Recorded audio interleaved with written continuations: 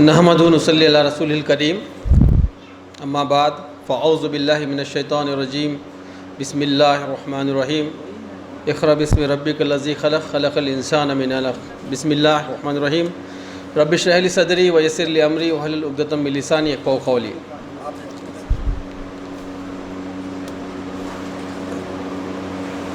मंच पे हाजिर HWPL के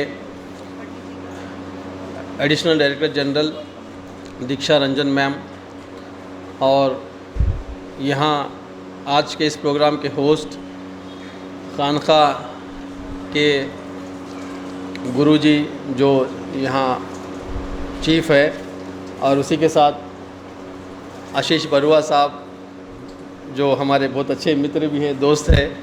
और जैसा उन्होंने कहा कि HWPL के प्रोग्राम के ज़रिए से जो है हमारा दोस्ती का सिलसिला शुरू हुआ है और उसकी बुनियाद शांति थी, अमन के लिए काम करना था। उसी तरह शहबाज साहब बहुत तारीफ़ करे, अवार्ड जो है वो पहचान नहीं होती है, वो मोटिवेशन है। तो आप बग़ैर अवार्ड के ही माशाल्लाह बहुत बेहतरीन काम किए पीस एजुकेशन में।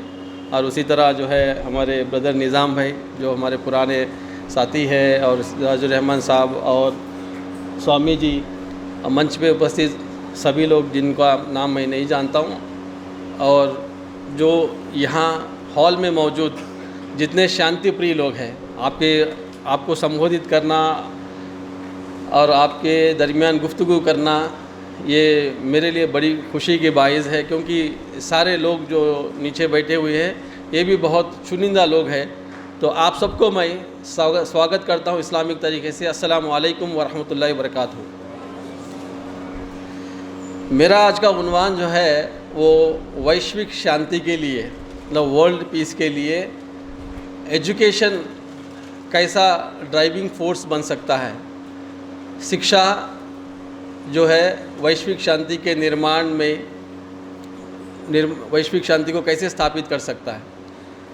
तो मुझे हिंदी में बोलने के लिए कहा गया।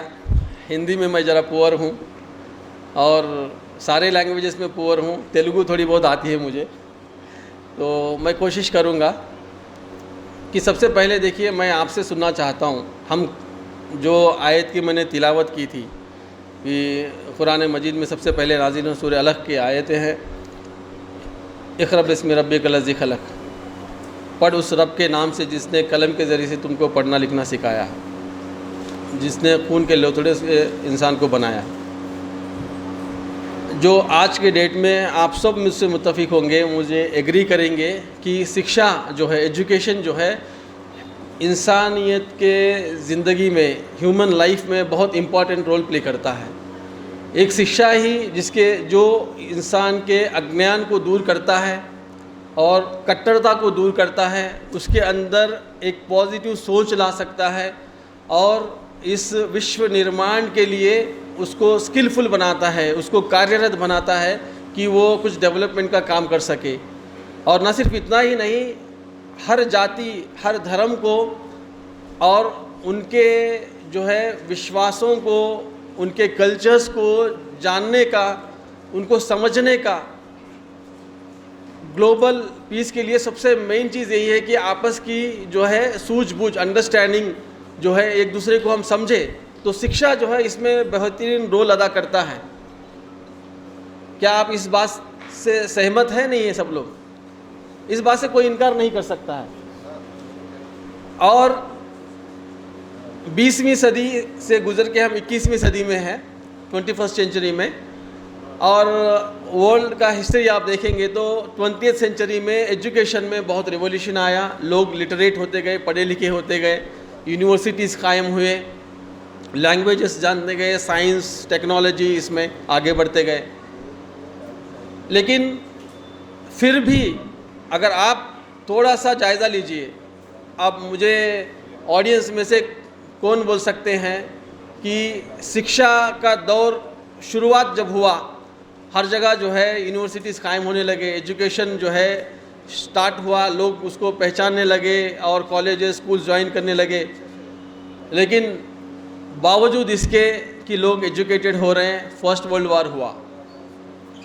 आपको पता है फर्स्ट वर्ल्ड वॉर में कितने लोगों का, कितनी कैजुअल्टीज़ हुई, कितने डेथ्स हुए, कितने लोग जो है ज़िंदगी भर के लिए अपाहिज बन गए, कितने फैमिलीज इफेक्ट हो गए।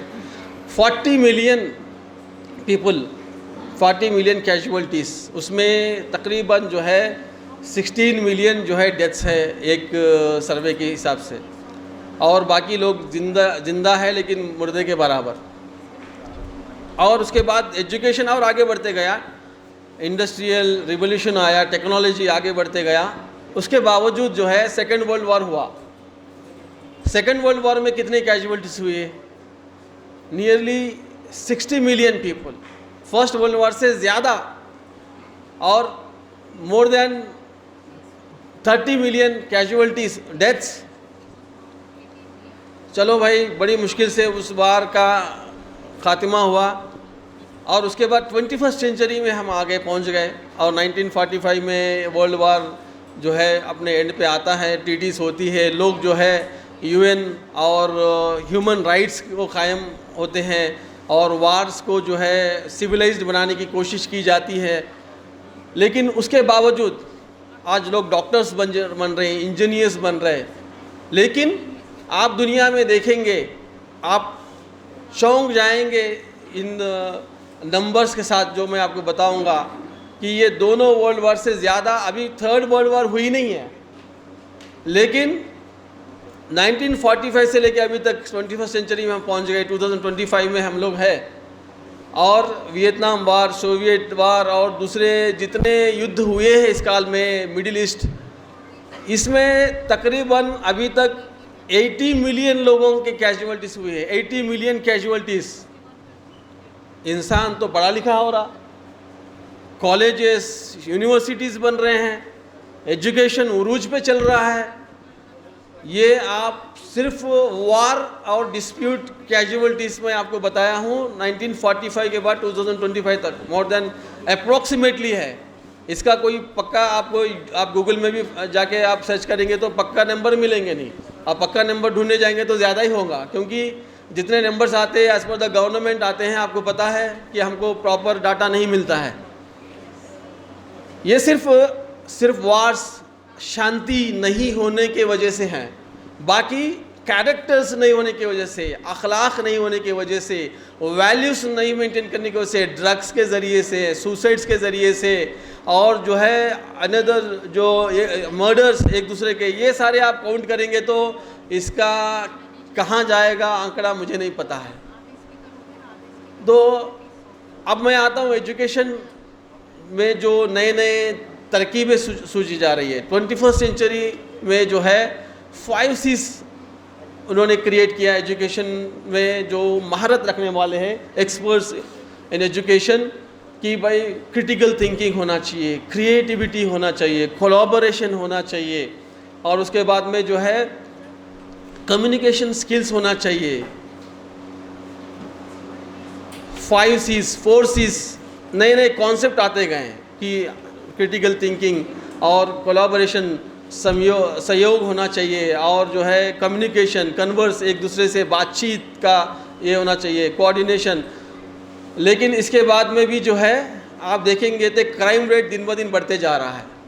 एंड उसके बाद जब आप आ गए, आज NEP की जो पॉलिसी है, इसमें 9 पिलर्स बनाए इन लोग NEP में। 9 पिलर्स में भी यही सारे चीज़ें ऐड किए गए, लेकिन उसके बावजूद में भी आज स्कूल में 10th क्लास के बच्चे एक दूसरे को कत्ल कर रहे हैं। स्कूल में ऐसे वाक़यात हो रहे हैं, लोग जो है बच्चों के अंदर एग्रेसिवनेस देखा जा रहा है, स्कूल लेवल में मर्डर्स हो रहा है। 8th क्लास का बच्चा 10th क्लास को मार दिया, रिसेंटली हम इसमें दिख रहे हैं, न्यूज़ में सुन रहे हैं। तो ये सारे चीज़ें जब एजुकेशन से शांति आ सकती है, पीस आ सकती हैं, तो फिर ये अशांति कहाँ से फैल रही हैं?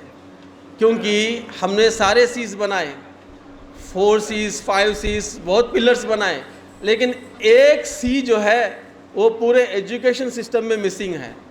वो एक C क्या है? कॉन्शियसनेस, जिसको आप बोल सकते हैं गॉड कॉन्शियसनेस।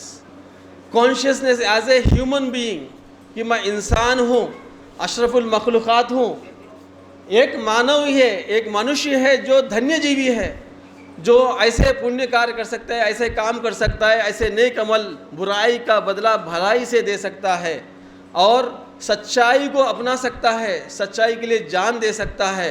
तो वो जो एजुकेशन है, वो जो गॉड कॉन्शियसनेस है, वो हमारे सिलेबस से मिसिंग है।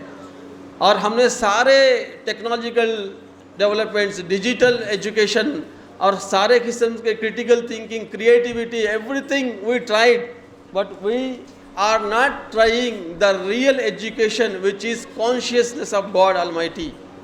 मैं एक एजुकेशनिस्ट हूँ, मैं ये करीब से देखा हूँ, जब तक इंसान को जो है हियर आफ्टर आखिरत का तस्वुर नहीं होता, वो जो है एक अच्छा इंसान नहीं बन सकता। और आपको मैं बता दूं कि हमारे जितने दोस्त यहाँ पे भी बात किए हैं, बहुत जो है आपस में मिल बैठने की, करीब होने की बात किए हैं।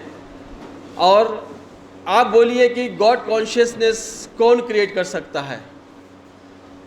इंसान के अंदर दैव भीति और जो है जो परंपराओं को पालन करने का और पुण्य करने का क्षमता, ये कौन प्रदान कर सकता है, कौन दे सकता है?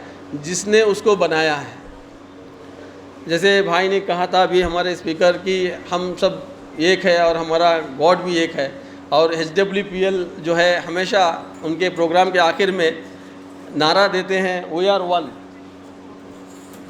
तो जो अल्लाह का आखिरी कलाम है कुरान मजीद, जिसने सारे इंसानियत को एक नई चीज़ मनवाने नहीं आए हैं, वो शुरू से आदि मानव से लेके आदम अलैहिस्सलाम से लेके अभी हमारे भाई बोले हिंदू कल्चर में शिव पार्वती है, उनके संतान मानते हैं।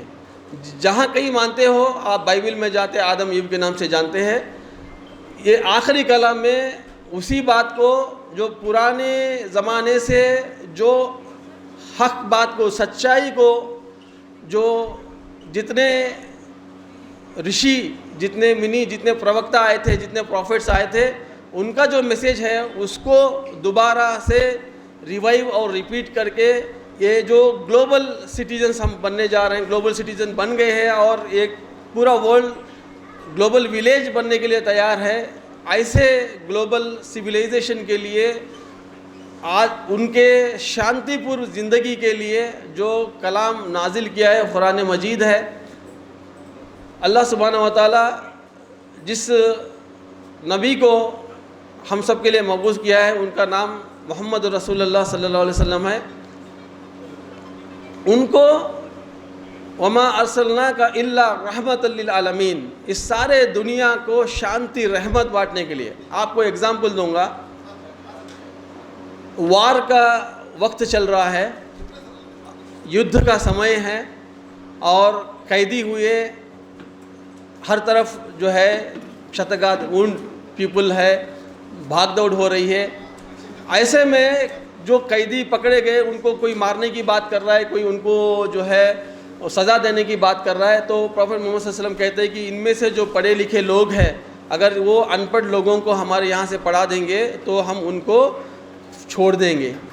युद्ध के समय में भी शिक्षा के ताल्लुक से, एजुकेशन के ताल्लुक से उन्होंने बात किया। अगर आप उनके ज़िंदगी को पढ़ेंगे, शांति बहुत छोटे चीज़ से शुरू होती है। अभी हमारे स्वामी जी सामने बैठे हैं, मुस्कुरा रहे हैं। तो मुस्कुराहट ये सुन्नत है।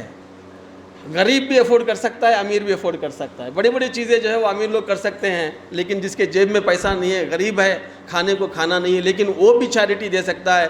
द बेस्ट चैरिटी इज़ मुस्कुराहट। ये मुस्कुराहट से जो है सहमति होती है, शांति आती है, बातचीत होती है। तो मुस्कुराना सुन्नत है, तो मुस्कुराते रहिए।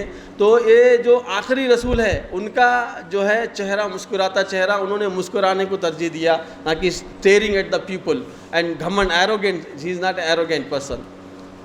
व इन्नका लअला खुलुकिन अज़ीम, जिसके बारे में क्रिएटर ने, जिसने उनको बनाया, वो तारीफ़ कर रहा कि आप अखलाक के पिनाकल पे है, आप अखलाक के उरूज पे है, आप जो है अखलाक को इस दुनिया में टीच करने के लिए आए हैं, उसके हाईएस्ट लेवल पे आप हैं। अगर आपके पास से अखलाक कोई सीखेगा तो वो लोअर लेवल में भी रहेगा, तो उस दुनिया को हाईएस्ट फ़ायदा पहुंचा सकता है। तो जो एजुकेशन में अगर इनका सिलेबस हम ऐड कर दिया जाता है, और ये आप बोलेंगे आप मुस्लिम धर्म की बात कर रहे हैं, आप कुरान की बात कर रहे हैं, तो HWPL का जो कॉन्सेप्ट है मुझे इतना पसंद आया। इनसे मैं कनेक्ट इसलिए हुआ है कि इन्होंने कहा कि हम पैनल डिस्कशन बनाएंगे, हम सर्व धर्म के लोगों को एक जगह बिठाएंगे, सब लोग अपनी अपनी धर्म की जो प्रत्येकता हैं, विशिष्टता हैं, कॉन्सेप्ट्स है, वो एक दूसरे से शेयर करें, ताकि हम कम्युनलिटीज़ के तरफ आए, सिमिलरिटीज़ के तरफ आए, डिफरेंसेस को भूल के हम शांति के निर्माण की कोशिश करें। और एक दूसरे को जानने से, एक दूसरे के स्क्रिप्चर्स जानने से, एक दूसरे के पास जो सत्य है वो जानने से हमारे सत्यता में और इजाफा हो जाएगा, बढ़ावा हो जाएगा। तो मुझे बड़ा अच्छा लगा। मुझे कुरान मजीद की सूरा नंबर 3 आयत नंबर 64 याद आ गई है। इतना ओपन इन्विटेशन जो हमारा क्रिएटर हमको देता है, कुल या अहलल किताब तालू इला कलिमतिन सवाइन बैना व बैनकुम अल्लाह नाबुदा इल्लल्लाह वला नुश्रिका बिशैइन। अल्लाह सुब्हानहू व तआला, इस आयत का ट्रांसलेशन मुझे कम वक्त दिया गया है, इसलिए मैं आपको ट्रांसलेशन के ज़रिए से मैं जल्दी एंड करूँगा कि ए किताब वालों, मतलब जिस किसी के पास ग्रंथ है, मानते हैं, खुदा को मानते हैं, अहले किताब कहा गया है, स्पेशली उसके बारे में ज्यूस एंड क्रिश्चियंस को बोला जाता है, बट जिनके पास भी किताब है वो अपने किताब के ज़रिए से रिफ़र कर सकते हैं।